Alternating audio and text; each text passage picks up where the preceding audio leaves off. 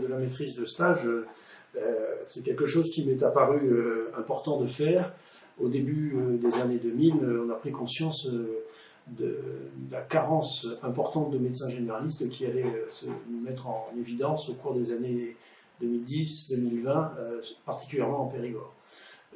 On m'a parlé, des amis médecins m'ont parlé de la maîtrise de stage et m'ont encouragé à tenter cette expérience, ne serait-ce que sur le titre du compagnonnage, et c'est vrai que j'y ai découvert ce plaisir d'apprendre de mon côté comment enseigner à un jeune étudiant la pratique de notre médecine générale, mais également en retour maintenir des connaissances au contact de jeunes qui sont très performants sur le plan théorique puisqu'ils sortent des épreuves classantes nationales.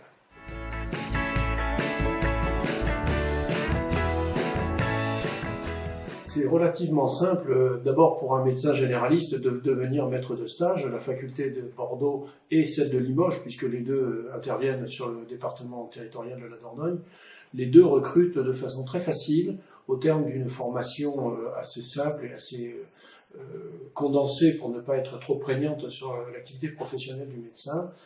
On peut se voir apte à recevoir un étudiant en médecine dans le semestre qui suit la décision du médecin de devenir maître de stage universitaire.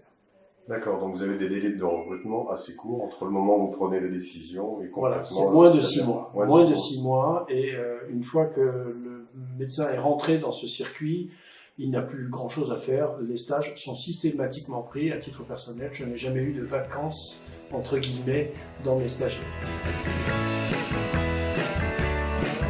Ce sont des stages de 6 mois que classiquement on divise en 3. Dans un premier temps, un temps d'observation où le jeune étudiant est aux côtés d'un médecin qui dirige la totalité de la consultation, depuis l'interrogatoire jusqu'à la rédaction de l'ordonnance. Puis dans un deuxième temps où le jeune étudiant est à même de prendre la main sur une partie de la consultation, que ce soit l'examen ou que ce soit la rédaction de l'ordonnance. Dans un dernier temps, eh bien, le médecin est aux côtés de l'étudiant, mais il le laisse faire, il supervise de façon directe l'étudiant qui doit réaliser la totalité de la consultation. Majoritairement, ils sont très contents d'avoir connu cette expérience de la médecine en cabinet.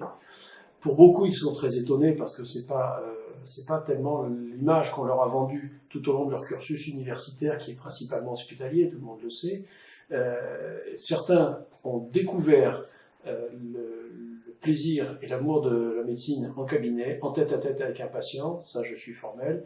D'autres ont de toute façon pas modifié l'idée qu'ils avaient de leur carrière, mais en tout cas sont contents d'avoir eu cette expérience et disent que dans leur salariat, ils comprendront mieux les difficultés que peuvent rencontrer un médecin en libéral dans son cabinet.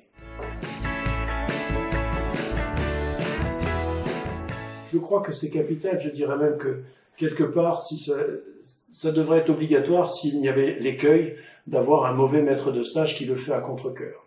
Mais je pense que c'est très important, encore une fois, autant pour l'étudiant que pour le médecin qui le fait, qui arrête son travail en solitaire, qui devient pesant tout au long de sa carrière, qui, par le biais de ces jeunes, peut remettre à jour certaines connaissances sans forcément passer par des journées de formation.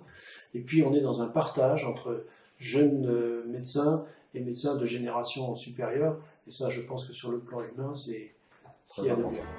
Très bien, je vous remercie.